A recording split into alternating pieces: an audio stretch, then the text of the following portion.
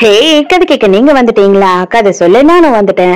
நம்ம ஆல்ரெடி பாத்துட்டு இருக்க தாய் டிராமாவோட அடுத்த எபிசோட் தான் பார்க்க போறோம். வீடியோக்குள்ள போறதுக்கு முன்னாடி இப்பயும் சொல்றதுதான், இப்பயும் சொல்றேன், எஸ்எஸ் வாய்ஸ் ஓவரை சப்ஸ்கிரைப் பண்ணுங்க, பார்த்ததுக்கு அப்புறம் லைக் பண்ணுங்க, மறக்காம போறதுக்கு முன்னாடி எக்ஸ்பிளனேஷன் எப்படி இருக்குன்னு சொல்லிட்டு கமெண்ட் பண்ணிட்டு போங்க.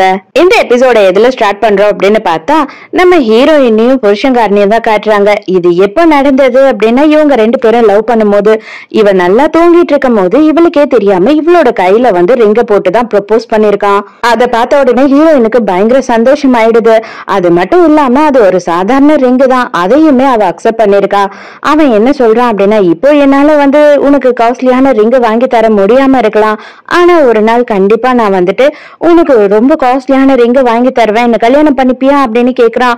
ஹீரோயினுமே ரொம்ப சந்தோஷமா ஒத்துக்கிறா. எங்க அதே நேரத்துக்கு கேக்கு தான் காட்டுறாங்க. கேக்கு என்ன பண்ணிக்கிட்டு இருக்கா அப்படின்னு பார்த்தா, அவளுக்கு தெரிஞ்ச எல்லாருக்கும் போன் பண்ணி ஹீரோயின் அங்க வந்திருக்காளா அப்படின்னு கேக்குறா. அதே மாதிரி குட்டி பொண்ணுமே அவளுக்கு தெரிஞ்ச எல்லாருக்கும் போன் பண்ணி அங்க அம்மா வந்திருக்காங்களா அப்படின்னு கேட்டுக்கிட்டு இருக்காங்க மாறி மாறி. இன்னமும் ஹீரோயின் எங்க போனா அப்படின்ற விஷயமே உங்களுக்கு தெரியல. பொண்ணுதான் பயங்கரமா அழறா. அதனால கேக்கு என்ன சொல்றேன்னா, நீ கவலையே படாத, கண்டிப்பா நான் ஒரே ஒரு விஷயம் மட்டும் தெரிஞ்சு சொல்லுவேன். என்ன தெரியுமா, உங்க அம்மா உங்க ரெண்டு பேரையும் ரொம்ப லவ் பண்றாங்க, உன்னை விட்டுட்டு எங்கேயுமே அவங்க போக மாட்டாங்க, கண்டிப்பா திரும்பி வருவாங்க, ஏதோ ஒரு ரீசனுக்காகவோ இல்ல எதுனா வேலை இருக்கும் அதுக்காக தான் போயிருப்பாங்க அப்படின்னு சமாதானப்படுத்துறா. அப்பதான் புருஷங்காரன் உள்ள வரான். என்ன ஆச்சு, அவளை கூட்டிட்டு வரலையா அப்படின்னு கேட்கும் போது, இல்ல அவ வரமாட்டேன்னு சொல்லிட்டா அப்படின்னு சொல்லி அவன் பட்னு கம்னு சைலண்டா இருக்கான். குழந்தைங்க ரெண்டு பேரும் பயங்கரமா ஃபீல் பண்றாங்க. உடனே இவன் என்ன சொல்றான்னா, கேக் கிட்ட நான் பசங்களை பாத்துக்கிறேன், நீ இங்க இருந்து கிளம்பு அப்படின்னு சொல்லி கேக்க அனுப்பி வச்சிடறான். இங்க ஹீரோயின் எங்க போயிருக்கா அப்படின்னு பார்த்தா, அவங்க ஆன்டி ஒரு ஃபார்ம் வச்சிருக்காங்க அப்படின்னு சொல்லி ப்ரொஃபஸரை கூட அனுப்பி வச்சிருப்பா இல்லையா, அந்த ஃபார்முக்கு தான் போறா. அங்க போனாவே ப்ரொஃபஸர் தான் நின்னுட்டு இருக்காரு. வந்த உடனே இவ எல்லாத்தையும் சொல்லி பயங்கரமா அவர்கிட்ட அழுதுட்டு இருக்கா. அப்ப ப்ரொஃபஸரும் ஆன்டியும் என்ன சொல்றாங்க அப்படின்னா, எதுவுமே தேவையில்லம்மா, நீ அவனை டிவோர்ஸ் பண்ணிட்டு எல்லாத்தையும் விட்டுட்டு இங்க வந்துரு, பசங்களை கூட்டிக்கிட்டு நம்ம பசங்களை பாத்துக்கலாம், நீ எதுக்காகவும் கவலைப்படாத அப்படின்னு சொல்றாங்க. அதுக்கு ஹீரோயின் என்ன சொல்றா அப்படின்னு பார்த்தா, நான் எதுக்காக ஓடணும், நான் எதுக்காக ஒளியணும், யோசித்து பாருங்க, இத்தனை வருஷம் என்னோட உழைப்பை எல்லாத்தையுமே அவனுக்காக தான் செலவு பண்ணிருக்கேன், அவனுக்கு தான் ஹோட்டல் வச்சு கொடுத்தேன், அவனுக்காக மட்டும் இல்லாம குடும்பத்துக்காக செலவு பண்ண எல்லா காசையுமே அவன் எடுத்து வச்சுக்கிட்டான். இப்ப நான் ஒண்ணுமே இல்லாம எல்லாத்தையும் விட்டுட்டு வரணுமா, அப்பனா அவன் என்னையும் என் குழந்தைங்களையும் ஏமாத்தினான் தானே அர்த்தம் அப்படின்னு சொல்லி இவ ரொம்ப வயிற்றுச்சலா பேசிக்கிட்டு இருக்கா. நைட்டு தூங்காம பயங்கர டென்ஷனா உட்காந்துக்கிட்டு இருக்கான். என்ன பண்றதுன்னு தெரியாம முழிச்சுக்கிட்டு இருக்கான். அப்ப கேட் மெசேஜ் அனுப்புறா, நான் உன்னை பாக்குறதுக்கு அங்க வேணா வரட்டுமா அப்படின்னு சொல்லி கேட்கும் போது இவன் என்ன சொல்றானா, இல்ல இப்போ டைம் சரியில்லை, கண்டிப்பா பசங்களுக்கு தெரிஞ்சதுன்னா பிரச்சனை ஆயிடும், நீ வர வேண்டாம் அப்படின்னு சொல்றான். ஆனா அதுக்குள்ளேயே என்ன அனுப்புற அப்படின்னா, நான் உங்க வீட்டு வாசல்லே தான் இருக்கேன் அப்படின்னு அனுப்புறா. நான் பசங்க எல்லாம் தூங்கிட்டாங்களா அப்படின்னு சொல்லிட்டு திருட்டுத்தனமா எல்லாரையும் செக் பண்ணிட்டு வெளியில போனா யாருக்கும் தெரியாம. அவளை பார்த்த உடனே வேக வேகமா உள்ள கூட்டிட்டு வரான். எதுக்காக நீ சடனா இந்த மாதிரி வந்த, கண்டிப்பா யாருன்னா பார்த்தாங்கன்னா பெரிய பிரச்சனை ஆயிடும், ஆல்ரெடி நான் பிரச்சனையில இருக்கேன், கொஞ்சமாச்சும் தயவு செஞ்சு புரிஞ்சுக்கோ, நான் எல்லாத்தையுமே சரி பண்ணிட்டு வரேன் அப்படின்னு சொல்றான். இவ என்ன சொல்றா அப்படின்னா, நான் வேணா உள்ள உன் கூட கொஞ்ச நேரம் இருக்கட்டுமா, நீ வேற ரொம்ப கஷ்டத்துல இருக்க, நான் உன்னை சமாதானப்படுத்தலாம், உனக்கு ஆறுதலா இருக்கலான்னு தான் வந்தேன் அப்படின்னு சொல்றா. எனக்கு எல்லாமே புரியுது, நீ என் மேல அக்கறையா இருக்குன்னு எனக்கு புரியுது, ஆனா தயவு செஞ்சு எனக்கு கொஞ்சம் டைம் கொடுக்க, இது சரியான டைம் கிடையாது, இப்ப நம்மளால எதுவுமே பண்ண முடியாது, பசங்க ரெண்டு பேரும் இங்க இருக்காங்க, அவளும் வீட்டுல இல்ல, அதனால நான் எங்கேயும் வர முடியாது, உன்னையும் உள்ள கூட்டிட்டு போக முடியாது, எனக்கு கொஞ்சோண்டு டைம் கொடு, நான் இந்த எல்லா பிரச்சனையும் முடிச்சிட்டு உன்கிட்ட மொத்தமா வந்துடுறேன் அப்படின்னு சொல்றான். ரெண்டு பேரும் டெஸ்ட் பண்ணிக்கிட்டு இருக்காங்க. இவ்வளவு பிரச்சனையிலயும் இதெல்லாம் பண்றாங்க இதே இடத்துல அப்படின்னா, ஜஸ்ட் அவங்களோட தைரியத்தை மட்டும் பார்க்கணும். நம்ம குட்டி பொண்ணு இது எல்லாத்தையுமே பாத்துறா. அண்ணனை தேடி அண்ணனோட ரூமுக்கு போனா அண்ணன்காரர் ரூம்ல இல்லவே இல்ல. இவளுக்கு என்ன பண்றதுன்னு தெரியல. உடனே அண்ணனுக்கு போன் பண்ணா, அண்ணன் எங்க இருக்கான் அப்படின்னு பார்த்தா அந்த செக்ரட்டரியோட பொண்ணு இருக்கா இல்லையா, அவகிட்ட பேசிக்கிட்டு இருக்கான். அண்ணன் கிட்ட போன் பண்ணி நடந்த எல்லா விஷயத்தையுமே சொல்றா. உடனே நான் வரேன், நீ போனை கட் பண்ண அப்படின்னு சொல்றான். அடுத்து அண்ணனோட போனை கட் பண்ண உடனே அவங்க அம்மாக்கு கால் பண்றா. அவங்க அம்மாவும் அட்டென்ட் பண்றாங்க. இவ பார்த்த எல்லா விஷயத்தையும் சொல்றாளா. வீட்டு வாசல்லயே புருஷங்கார இந்த மாதிரி ஒரு விஷயத்த பண்ணிட்டான் அப்படின்னு தெரிஞ்ச உடனே ஹீரோயினுக்கு பயங்கரமா அப்செட் ஆயிடுது. அவ மொபைல அப்படியே கீழே போட்டு உடைச்சிடுறா. இப்பதான் ஹீரோயினுக்கு இன்னொரு குண்டை தூக்கி போடுறாங்க ஆன்டி. அவங்க என்ன சொல்றாங்க அப்படின்னு பார்த்தா, இல்லம்மா இவ்வளவு நேரமும் நானும் இதெல்லாம் சொல்ல வேணான்னு தான் இருந்தேன், ஆனா இதுக்கு மேலயும் கண்டிப்பா நீங்க ரெண்டு பேரும் ஒன்னா சேர்ந்து வாழ்வீங்களா அப்படின்னு எனக்கு தெரியல, இப்பவாவது நான் சொல்லிதான் ஆகணும் அப்படின்னு சொல்லிட்டு சொல்றாங்க. என்ன ஆயிருக்கு அப்படின்னு அப்படின்னு பார்த்தா இவ வந்து ஃபார்ம் வச்சிருக்கா இல்லையா, அந்த ஃபார்ம்ல இருந்து இவளுக்கு காசு எல்லாம் வரும் போல மாசம் மாசம். அந்த அக்கௌண்ட்ல இருக்கிற காசு எல்லாத்தையுமே கொஞ்சம் கொஞ்சமா வந்து அவன் இஷ்டத்துக்கு மில்லியன் கணக்குல அவனோட பர்சனல் அக்கௌண்ட்டுக்கு மாத்திக்கிட்டு இருக்கான். இது ஆன்டி கிட்ட நீங்க சொல்லாதீங்க, எனக்கு பிசினஸ் சரியான உடனே எல்லா பணத்தையும் நான் திருப்பி கொடுத்துடுறேன் அப்படின்னு சொல்லியிருக்கானா. ஆனா இது வரைக்கும் ₹1 கூட அவன் திருப்பி கொடுத்தது இல்லையா. இதெல்லாம் கேட்ட உடனே ஹீரோயினுக்கு செம்ம அப்செட் ஆயிடுது. காலையில பொண்ணுக்கு வந்து போன் கால் வருது. யாரு அப்படின்னு பார்த்தா அந்த ஆக்டர் இருக்கான் இல்லையா, அவன் தான் கால் பண்றான். நைட்டு அவனுக்கும் கால் பண்ணி அம்மா எங்க போயிட்டாங்கன்னே தெரியல அப்படின்னு அழுதுருக்கா. உங்க அம்மாவை நான் கண்டுபிடிச்சிட்டேன், உங்க அம்மா எங்க இருக்காங்கன்னு எனக்கு தெரியும், கொஞ்ச நேரத்துல உங்க அம்மாவை நான் உங்ககிட்ட பேச வைக்கிறேன் அப்படின்னு சொல்றான்.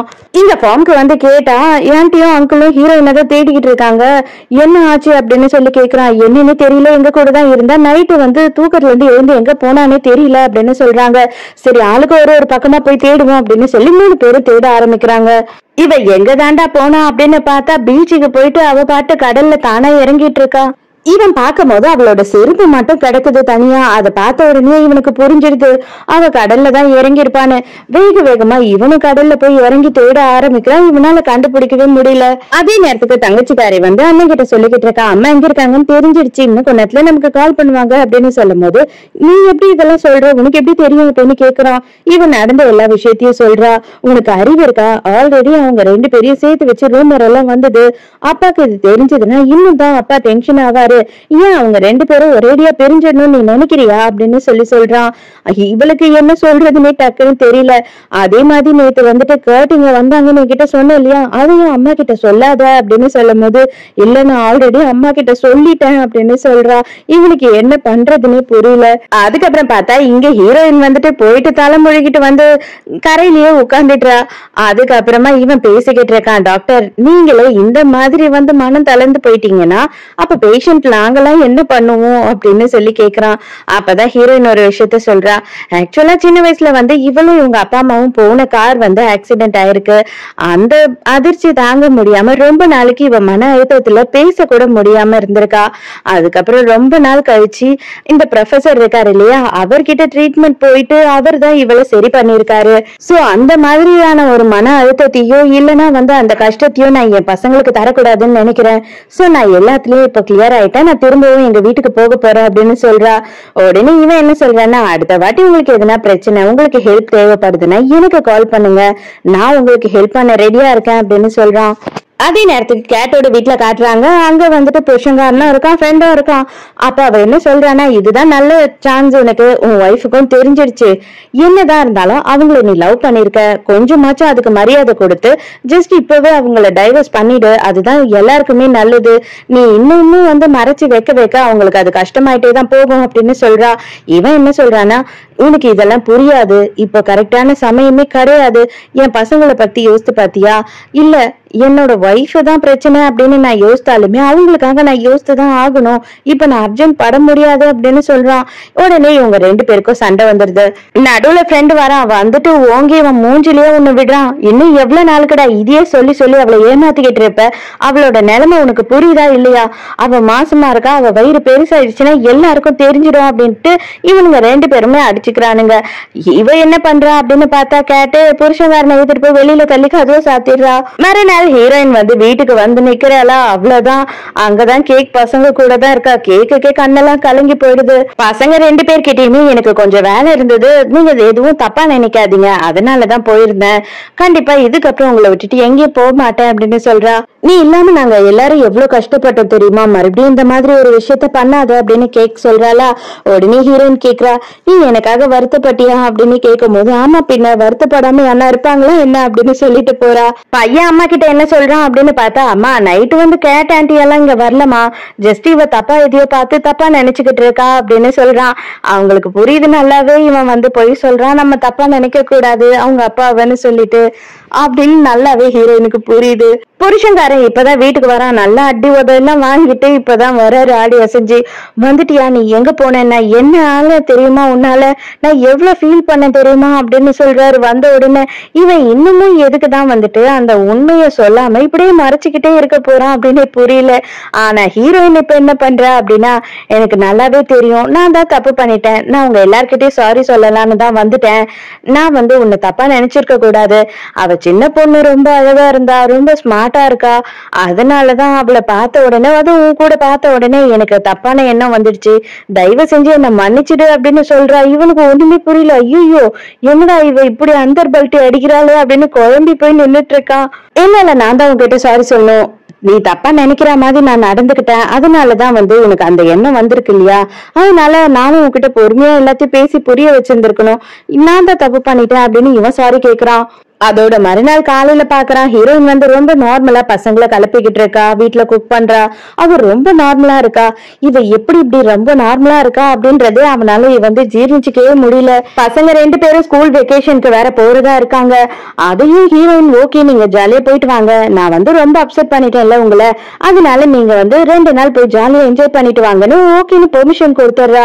யூஸ்வலா எங்கேயுமே போகவே விட மாட்டா தனியா பசங்களை, ஆனா இதுக்கு எல்லாத்துக்கும் ஓகே சொல்றது இவனுக்கு ரொம்ப ஆச்சரியமா இருக்கு. உடனே இவன் என்ன பண்றான்னா பிங்கிய போய் பாக்குறான். பிங்கி கிட்ட என்ன சொல்றான்னா, இது பாரு எனக்கு இது ரொம்ப பயமா இருக்கு, அவ ரொம்ப நார்மலா இருக்கா, திடீர்னு உன்னை சந்தேகப்படுறேன்னு பேசிட்டு இருந்தா, இப்போ உன்னை நான் தப்பா நினைச்சுக்கிட்டேன் மன்னிச்சிடு அப்படின்னு சொல்றா. அப்படின்னும் போது ஏன் விடுறா, ஒருவேளை உண்மையாவே அவ மாறி இருக்கலாம், நீ ரொம்ப நல்லவன் அப்படின்னு சொல்லிட்டு நம்பி இருக்கலாம், விடுடா விட்டு தொலையண்டா இப்பயாவது அப்படின்னு சொல்லி அவ கெஞ்சுறா. இல்ல இது நம்புற மாதிரி இல்ல, எனக்கே நல்லாவே தெரியும், நானும் கேட்டோம் அன்னைக்கு ரொம்ப க்ளோஸா தான் நின்னுட்டு இருந்தோம், அவ அதை பார்த்தும் அவ நான் உன்னை தப்பா நினைச்சுக்கிட்டேன் அப்படின்னு சொல்றானா, அது பொய் அப்படின்னு சொல்லும் போது, சரி இப்ப என்னதான் நான் பண்ணணும்னு நீ நினைக்கிற அப்படின்னு பிங்கி கேக்குறா. நீ அவளை ஃபாலோ பண்ணணும், அவ ஏதாவது வித்தியாசமா பண்றாளா அப்படின்றத நீ என்கிட்ட சொல்லணும் அப்படின்னு சொல்றான். அதெல்லாம் என்னால முடியவே முடியாது, அவளும் என்னோட ஃப்ரெண்டு தான், எதுக்காக நான் இதெல்லாம் உனக்கு பண்ணணும் அப்படின்னு சொல்லி பிங்கி சண்டை போட்டுக்கிட்டு இருக்கா. இது பாரு, இதுல எல்லாரோட நல்லதுக்காகவும் தான் நான் சொல்றேன், அவ ஏடா கூடமா எதனா முடிவு எடுத்துட்டா எதனா பண்ணிட்டான்னா எல்லாருக்குமே கஷ்டமாயிடும், அதனாலதான் சொல்றேன், தயவு செஞ்சு அவளை வாட்ச் பண்ணி அவ என்ன சொல்றா என்ன பண்றா யார்கிட்ட பேசுறான்றத மட்டும் என்கிட்ட சொல்லு அப்படின்னு சொல்றான். அதுக்கப்புறம் பிங்கியும் சரின்னு ஒத்துக்கிறா. பிங்கி நேரா ஹீரோயினை பாக்குறதுக்கு போறா. புருஷன்காரனை பார்த்துட்டு வந்ததெல்லாம் இவகிட்ட சொல்ல மாட்டா. சொல்லாம நீ என்னடி மன்னிச்சிட்டியா அவனை அப்படின்னு கேட்கும் போது, வேற நான் என்ன பண்ண முடியும், இப்போ என்னால முடியாது அப்படின்னு சொல்லிட்டு எல்லாத்தையும் தூக்கி எரிஞ்சு போக முடியுமா, என்கிட்ட ₹1 பணம் கிடையாது, எல்லாத்தையும் சேர்த்து வச்சது எல்லாத்தையும் அவன் எடுத்துக்கிட்டான். வயிற்றுல வளர்ந்துட்டு இருக்க பிறக்காத குழந்தைக்கே அப்பா வேணும்னு யோசிக்கும் போது 2 பிள்ளைங்களும் வளர்ந்து நிக்கிறாங்க. அது மட்டும் இல்லாம அவங்க 2 பேரும் அவங்க அப்பா மேல உயிரா இருக்காங்க. நான் ஏன் அவங்க அப்பா அவங்களுக்கு வேணும்னு நினைக்க கூடாது, அதனாலதான் நான் ஒரு முடிவுக்கு வந்துட்டேன், என் ஃபேமிலியை நான் யாருக்காகவும் இதுக்கப்புறம் விட்டு கொடுக்க போறது கிடையாது அப்படின்னு சொல்றா. கேட்டோட அம்மாவும் ஒரு காஃபி ஷாப்ல காஃபி குடிச்சிட்டு இருக்காங்க. அந்த டைமுக்கு அங்க பார்த்தா நம்ம ஹீரோயின் வந்துடுறா. இது உண்மையாவே தற்செயலா இவங்க மீட் பண்றாங்க. ஹீரோயினை பார்த்த உடனே அவ எனக்கு கொஞ்சம் வேலை இருக்குமா நான் கிளம்புறேன் அப்படின்னு சொல்லிட்டு அங்க இருந்து கிளம்பி போயிடுறா. அதுக்கப்புறம் கேட்டோட அம்மாவும் ஹீரோயினும் கொஞ்ச நேரம் பேசிக்கிட்டு இருக்காங்க. அப்ப அவங்க என்ன சொல்றாங்கன்னா, நெக்ஸ்ட் வீக் எண்ட நீங்க எங்க வீட்டுக்கு டின்னருக்கு வாங்க அப்படின்னு இன்வைட் பண்றாங்க ஹீரோயினை. அவளுமே கண்டிப்பா நான் வரேன் அப்படின்னு ஒத்துக்கிறா. அப்படியே நேரா ஹீரோயின் சூப்பர் மார்க்கெட்டுக்கு போறா. பின்னாடியே ஃபாலோ பண்ணிக்கிட்டு நம்ம பிங்கியும் வந்திருக்கா. இவ என்ன பண்றா அப்படின்னு பார்த்து அவன் புருஷன்காரனுக்கு எல்லா நியூஸையும் சொல்லிக்கிட்டு இருக்கா. ஹீரோயின் வேகமா போயிட்டு ஒரு லிப்ட்ல ஏறுறா. அந்த லிப்ட்ல பிங்கியால ஏற முடியாது இல்லையா, அதனால அவ மட்டும் வெளியிலேயே நின்னுறா. ஆனா அந்த லிப்ட்ல யாரு இருக்கா அப்படின்னு பார்த்தா நம்ம டாய் இருக்கா இல்லையா, அவளோட பாய் ஃப்ரெண்ட் தான் நின்னுட்டு இருக்கான். அவன் கிட்ட என்ன சொல்றானா, இதுல நீ கேட்ட பாதி பணம் இருக்கு, மீதி பணத்தை நான் சொல்ற வேலையை நீ முடிச்சாதான் தருவேன் அப்படின்னு சொல்றா. உடனே இவனும் சேர வேற வழி இல்ல, பணம் வந்தா போதும் அப்படின்னு சொல்லிட்டு அதையும் வாங்கிக்கிறான். உடனே புருஷன்காரனுக்கு பிங்கி போன் பண்ணிட்டு, அவ ரொம்ப நார்மலாகிறா, தயவு செஞ்சு என்ன டார்ச்சர் பண்ணாத, இங்க போ அங்க போ இப்படி கண்காணின்னு அப்படின்னு சொல்லி கத்திக்கிட்டு இருக்கா. இல்ல தயவு செஞ்சு ஒரு வாரத்துக்கு மட்டும் அவளை ஃபுல்லா ஃபாலோ பண்ணு அப்படின்னு சொல்லி இவன் கெஞ்சி கேட்டுக்கிட்டு இருக்கான். நைட்டு ஹீரோயின் குளிச்சுட்டு வரா. அப்போ உடனே புருஷன்காரன் பயங்கரமா ரொமான்ஸ் பண்ண ஸ்டார்ட் பண்றான். இப்போ இவன் என்ன ட்ரை பண்றான் அப்படின்னு பார்த்தா, ஆக்சுவலா பொண்டாட்டிங்க இன்னொரு பொண்ணு கிட்ட போயிட்டு வந்துட்டா அப்படின்னா தொடவா விடுவாங்க பொண்டாட்டிங்க, கண்டிப்பா தொட விட மாட்டாங்க இல்லையா, அதனால இவ எப்படி ரியாக்ட் பண்றா அப்படின்னு பாக்குறதுக்காக இவன் இவகிட்ட ரொமான்ஸ் பண்ணிக்கிட்டு இருக்கான். ஆனா இவளுமே சைலண்டா தான் இருக்கா. அப்ப சடனா என்ன சொல்றா அப்படின்னா, எனக்கு ரொம்ப பசி எடுக்குது, வீட்டுல எதுவுமே இல்ல, நீ போய் கடைக்கு போய் எதனா கொஞ்சம் வாங்கிட்டு வரியா அப்படின்னு சொல்றா. புருஷன்காரன் கிளம்பின உடனேயே டாயோட பாய் ஃப்ரெண்டுக்கு கால் பண்ணிட்டு, அவன் எங்க போறான் என்ன பண்றான் அப்படின்ற எல்லாத்தையும் ஃபாலோ பண்ணி எனக்கு அப்டேட் பண்ணு, அவன் எங்கெல்லாம் போறான் அப்படின்றத ஒரு போட்டோ எடுத்து அனுப்பு அப்படின்னு சொல்றா. இவனும் செம்ம காண்டா அவனை ஃபாலோ பண்ணிக்கிட்டு இருக்கான். அவன் பார்த்தா போயிட்டு ப்ரொவிஷன் ஸ்டோர்ல கொஞ்சம் ப்ரொவிஷன் எல்லாம் வாங்கிக்கிட்டு ஐஸ்கிரீம் எல்லாம் வாங்கிக்கிட்டு வீட்டுக்கு தான் போறான். இதையாடி நீ ஃபாலோ பண்ணி சொன்ன அப்படின்ட்டு கடுப்பாயிடுறான். அதோட மறுநாள் காலையில பசங்க 2 பேருமே வந்து வெக்கேஷனுக்கு கிளம்பிடுறாங்க. மறுநாள் வந்து நம்ம ஹீரோயின் டாயோட பாய் ஃப்ரெண்டுக்கு கால் பண்ணும்போது, ஆமா மல்லிகை சாமான் வாங்க போன புருஷனை கூட சந்தேகப்பட்டு ஃபாலோ பண்ண சொல்றல, மீதி பணம் எங்கடி அப்படின்னு கேட்கும் போது, ஒரு பார்க்குக்கு வர சொல்லிட்டு ஒரு பெஞ்ச் மேல வந்துட்டு ஒரு பேக் வச்சிருக்கேன், அந்த பேக்கை எடுத்துக்கோ, சீக்கிரமா போய் எடுத்துக்கோ அப்படின்னு சொல்லும் போது சீக்கிரமா அவன் போறான். அங்க ஒரு பேக்குமே இருக்கு. அதை திறந்து பார்த்த பிறகுதான் தெரியுது அதுல கல்லுதான் இருக்கு. ஆனா அங்க வந்த 2 போலீஸ்காரங்க இவனை பிடிச்சிடுறானுங்க. ஆக்சுவலா பார்த்தா இவன் வந்து ஒரு ட்ரக் அடிக்ட். அவன் கிட்ட தேடி எடுத்தா 2-3 சின்ன சின்ன பாக்கெட்டுங்கள்ல ட்ரக் கிடைக்குது. ஆக்சுவலா இது எல்லாமே நம்ம ஹீரோயினோட பிளான் தான். வேணும்னே அவனை நம்ப வச்சு அவனை சிக்க வச்சிருக்கா. அவன் ட்ரக் அடிப்பான் அப்படின்றத டாய் சொன்னதை வச்சு அவனை மாட்டி விட்டுருக்கா. இப்போதைக்கு டாய் கிட்ட ஹீரோயின் என்ன சொல்றானா, இது வரைக்கும் நீ பண்ண எல்லாத்துக்கும் ரொம்ப தேங்க்ஸ்.